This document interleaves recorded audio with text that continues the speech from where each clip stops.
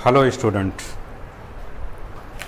थोड़ा हमारा 12th class का जो वीडियो है उसमें थोड़ा सा गैप हुआ है, लेकिन फिर भी मैं इस समय जो तुमको 12th क्लास में NCERT सिलेबस के अकॉर्डिंग पढ़ा रहा हूँ वो फर्स्ट लेसन पढ़ा रहा हूँ। ये जो फर्स्ट लेसन का नाम है वो रिप्रोडक्शन इन ऑर्गेनिक। इस समय जो तुम पढ़ रहे हो वो रिप्रोडक्शन इन ऑर्गेनिज्म पढ़ रहे हो। इस रिप्रोडक्शन इन ऑर्गेनिज्म में हमने बहुत सारी बातें पिछले 5 लेक्चर में समझा दिया। आज हम तुम्हें सेक्सुअल रिप्रोडक्शन इन ऑर्गेनिज्म समझाएंगे। तो प्रेजेंट टाइम पर जो तुम स्टडी करने जा रहे हो वो जीवों में लैंगिक जनन की क्रिया, सेक्सुअल रिप्रोडक्शन इन ऑर्गेनिक। सबसे पहले हमको ये समझना है कि सेक्सुअल रिप्रोडक्शन क्या होता है, सेक्सुअल रिप्रोडक्शन की विशेषताएं क्या होती हैं। हम अगर सेक्सुअल रिप्रोडक्शन की बात करें जीवधारियों में, तो जो जीवधारी होते हैं वो जीवधारी अपने जनन अंग से मेल गैमीट बनाते हैं, अपने जनन अंग से फीमेल गैमीट बनाते हैं। ये जो मेल गैमीट बनते हैं, नर युग्मक बनते हैं, ये नर जननांग से बनते हैं। ये जो फीमेल गैमीट बनते हैं, मादा युग्मक बनते हैं, ये मादा जननांग से बनते हैं। ऐसे जननांग जीवों में उपस्थित होते हैं। ऐसे जननांग जीवों में उपस्थित होते हैं। नर मादा अलग भी हो सकते हैं, एक ही जीवधारी में नर मादा दोनों जननांग हो सकते हैं। यूजुअली अगर हम जंतुओं में स्टडी करें तो नर और मादा जंतु अलग अलग पाए जाते हैं। एक तरीके से अगर देखा जाए तो प्रायः सामान्यतया सेक्सुअल रिप्रोडक्शन, लैंगिक जनन की क्रिया जीवधारियों में बाई पैरेंटल होती। इसमें 2 जनक इन्वॉल्व होते हैं, नर व मादा, पिता व माता। इनके जननांगों से बने हुए गैमीट बड़े स्पेसिफिक होते हैं। ये वास्तव में सेल हैं, लेकिन ये सेल अगुणित होती हैं, हैप्लॉइड होती हैं। ये दोनों कोशिकाएं संयोजन करती, यूनाइटेड होती, संयोजन करके जाइगोट बनाती। ये जाइगोट डिप्लॉयड होता है। हम डिप्लॉयड के लिए 2n से इंडिकेट करते हैं। इससे एक बेनिफिट होता है, वही गुणसूत्र की संख्या जो पैरेंट में थी वो इस जाइगोट में आ जाती। वही गुणसूत्र की संख्या जो जनक में थी वो इस जाइगोट में आ जाती। नर और मादा युग्मक के संयोजन से जाइगोट बनने की प्रक्रिया को निषेचन या फर्टिलाइजेशन कहते हैं। फर्टिलाइजेशन सेक्सुअल रिप्रोडक्शन की पहचान होती।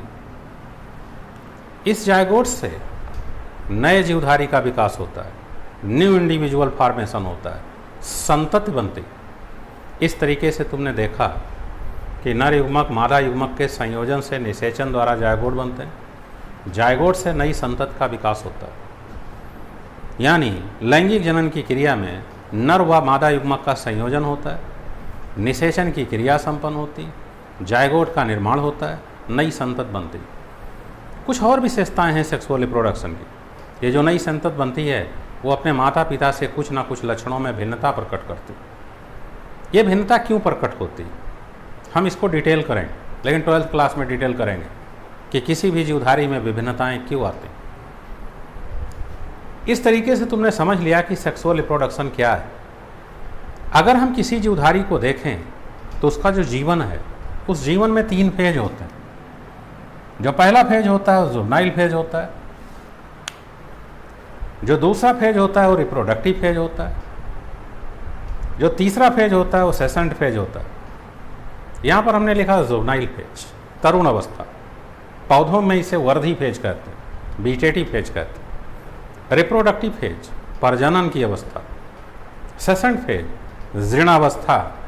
जीर्ण अवस्था के बाद जीवधारी की डेथ हो जाती, मृत्यु हो जाती। प्रजनन की क्रिया जीवधारी इसी रिप्रोडक्टिव फेज में करता है। तुम कहोगे इस फेज में परिवर्तन कैसे होते हैं? इसका सीधा संबंध हार्मोन से। हार्मोन इस प्रक्रिया को रेगुलेट करने का काम करते हैं, जो हमारे बॉडी के स्पेसिफिक पार्ट्स में बनते हैं।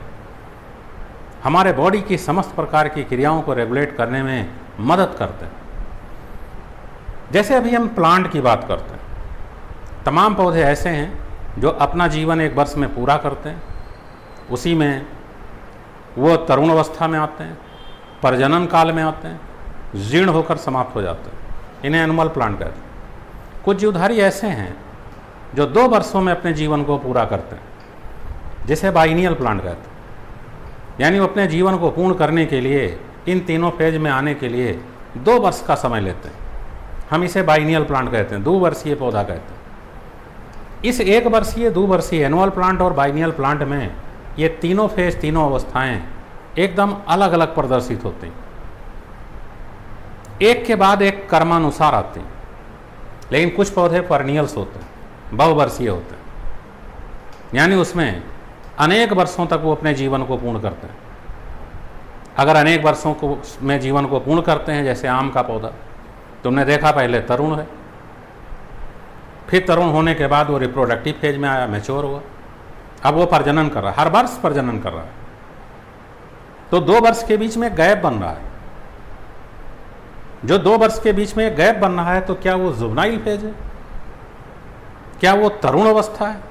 तो हम यहाँ पर कह सकते हैं कि जो बहुवर्षीय पौधे होते हैं, परनियल प्लांट्स होते हैं, उसमें रिप्रोडक्टिव फेज और जुवेनाइल फेज, इनमें बहुत ज़्यादा अंतर बीच में हमको प्रदर्शित नहीं होता।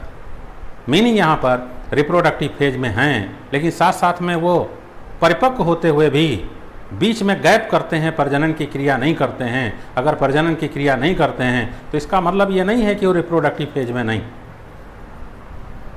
जैसे एक पौधा हमने बोर्ड पर लिखा है, स्ट्रोबिलेंथस कुंथियाना, इसको नीला कुरंजी प्लांट कहते हैं। ये बहुवर्षीय पौधा है, परनियल प्लांट, लेकिन इसमें पुष्प, फ्लावर एक बार आएगा, उसके 12 वर्षों के बाद आएगा। तो आफ्टर 12 ईयर्स 1 टाइम फ्लावरिंग, फिर 12 वर्ष के बाद फिर से इसमें फ्लावरिंग की क्रिया हो। जैसे बम्बो लिखा है, बांस का पौधा, इसका जीवन काल 50 से 100 वर्ष का होता है, लेकिन ये अपने जीवन काल में केवल एक ही बार प्रजनन करता है, एक ही बार, only 1 time flowering in life. केवल जीवन में एक बार पुष्पन की क्रिया होती, फ्लावरिंग की क्रिया होती। हम कुछ जंतु की बात करते हैं। ये जो जंतु हैं वो रिप्रोडक्टिव फेज में आते हैं। रिप्रोडक्टिव फेज में आते हैं, सदैव प्रजनन करते रहते, सदैव रिप्रोडक्शन करते रहते हैं।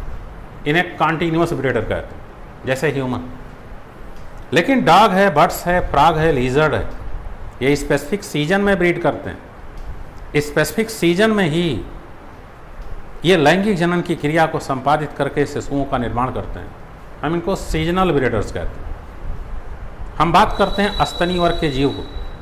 जो अस्तनी वर्ग के जीव हैं, इनको कई भागों में बांटा गया। वो भाग क्या है? वो ऑर्डर है। जिन ऑर्डर में बांटा गया है वो नॉन प्राइमेट है, प्राइमेट है। नॉन प्राइमेट में 15 ऑर्डर है, प्राइमेट भी अपने आप में एक ऑर्डर है। ये जो नॉन प्राइमेट प्राणी होते हैं,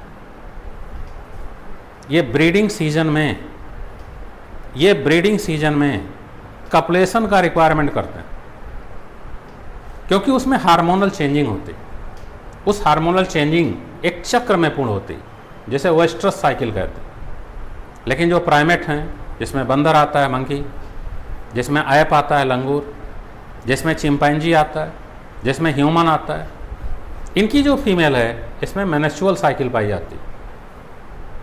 इस तरीके से अगर स्टडी करते हैं तो प्राइमेट मेनेस्ट्रुअल साइकिल द्वारा रिप्रोडक्शंस की क्रिया को कंप्लीट करने का काम करते हैं। जो नॉन प्राइमेट्स होते हैं, इसमें वेस्टर साइकिल पाया जाता है। इस तरीके से तुमने अभी देखा कि सेक्सुअल रिप्रोडक्शन क्या है। जीवधारियों में यानी सेक्सुअल रिप्रोडक्शन की प्रक्रिया जीवधारियों में कैसे संपन्न होती है, उनके कैसे लक्षण। हम सेक्सुअल रिप्रोडक्शन में और भी बातें करें, लेकिन अगले वीडियो में करें। थोड़ी सी मैं बात और बोल देता हूँ। तुम लोग हमारे वीडियो को फेसबुक, व्हाट्सएप पर शेयर करो, जिससे अधिकतम स्टूडेंट तक ये हमारी बात पहुँचे और लोग अच्छे ढंग से जीव विज्ञान को पढ़ सकें, बायोलॉजी को पढ़ सकें। इसको शेयर करते रहोगे, सब्सक्राइब्स करते रहोगे, लाइक करते रहोगे, कंटिन्यूअस तुमको वीडियो मिलता रहेगा। Thank you.